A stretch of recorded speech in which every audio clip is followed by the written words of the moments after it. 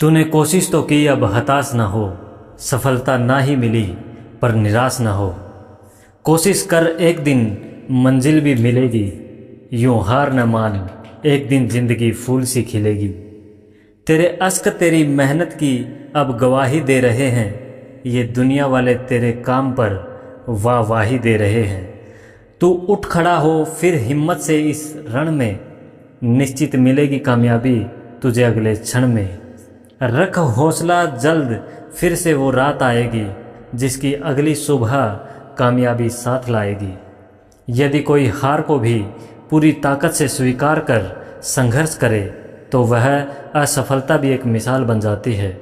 केवल भाग्य के भरोसे रहना और तैयारी न करना हार की ओर ले जाता है। इसी संदर्भ में एक कहानी है। नमस्कार, भक्ति कथा और कहानी में आपका स्वागत है। एक जंगल के दोनों ओर अलग अलग राजाओं का राज्य था और उसी जंगल में एक महात्मा रहते थे जिन्हें दोनों राजा अपना गुरु मानते थे। उसी जंगल के बीचों बीच एक नदी बहती थी। अक्सर उसी नदी को लेकर दोनों राज्यों के बीच झगड़े फसाद होते रहते थे। एक बार तो बात बिगड़ते बिगड़ते युद्ध तक आ पहुंची। कोई भी राजा सुलह को तैयार नहीं था, सो युद्ध तो निश्चित ही था। दोनों राजाओं ने युद्ध से पहले महात्मा का आशीर्वाद लेने की सोची और पहुंच गए जंगल की उस कुटिया में जहां महात्मा रहते थे। पहले एक राजा आया और उसने महात्मा से युद्ध में विजय का आशीर्वाद मांगा। महात्मा ने कुछ देर उस राजा को निहारा और कहा कि राजन, तुम्हारे भाग्य में जीत नहीं दिखती, आगे ईश्वर की मर्जी। यह सुनकर पहला राजा थोड़ा विचलित तो हुआ, फिर उसने सोचा कि यदि हारना ही है तो पूरी ताकत से लड़ेंगे, परंतु यूं ही हार नहीं मानेंगे, और अगर हार भी गए तो हार को भी औरों के लिए उदाहरण बना देंगे, परंतु आसानी से हार नहीं मानेंगे। यह निश्चय कर वह वहां से चला गया।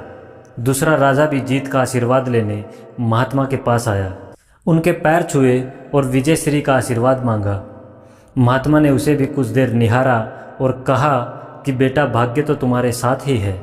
यह सुनकर राजा तो खुशी से भर गया और वापस जाकर निश्चिंत हो गया, जैसे कि उसने युद्ध जीत लिया हो। अंततः युद्ध का दिन आया।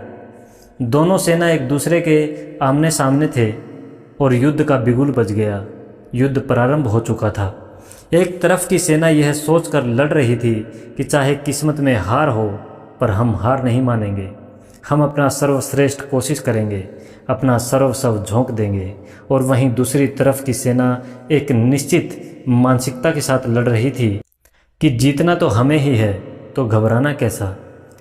लड़ते लड़ते दूसरी सेना के राजा के घोड़े के पैर का नाल भी निकल गया और घोड़ा लड़खड़ाने लगा, पर राजा ने ध्यान ही नहीं दिया, क्योंकि उसके दिमाग में एक ही बात चल रही थी कि जब जीत मेरे भाग्य में है फिर किस बात की चिंता।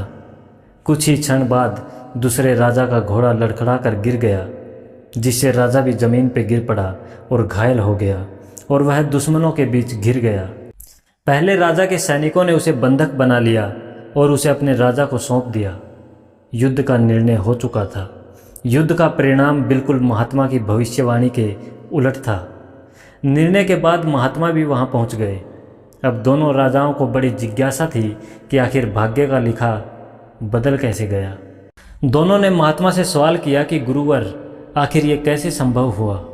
महात्मा ने मुस्कुराते हुए उत्तर दिया, राजन, भाग्य नहीं बदला, वो बिल्कुल अपनी जगह सही है, पर तुम लोग बदल गए हो। उन्होंने विजेता राजा की ओर इशारा करते हुए कहा कि अब आपको ही देखो राजन, आपने संभावित हार के बारे में सुनकर दिन रात एक कर दिया। सब कुछ भूलकर आप जबरदस्त तैयारी में जुट गए, यह सोचकर कि परिणाम चाहे जो भी हो पर हार नहीं मानूंगा।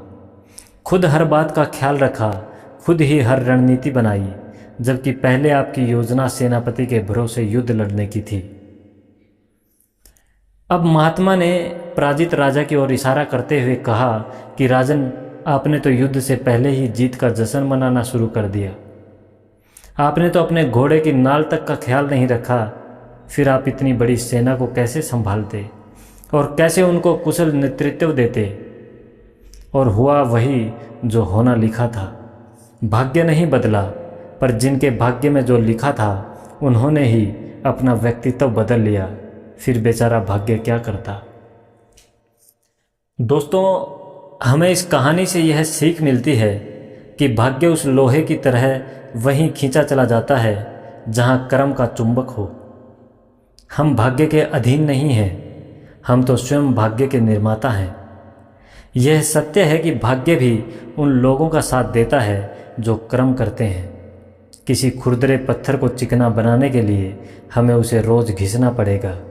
ऐसा ही ज़िंदगी में समझें, हम जिस भी क्षेत्र में हों, सतर पर हों, हम अपना कर्म करते रहें बिना फल की चिंता किए।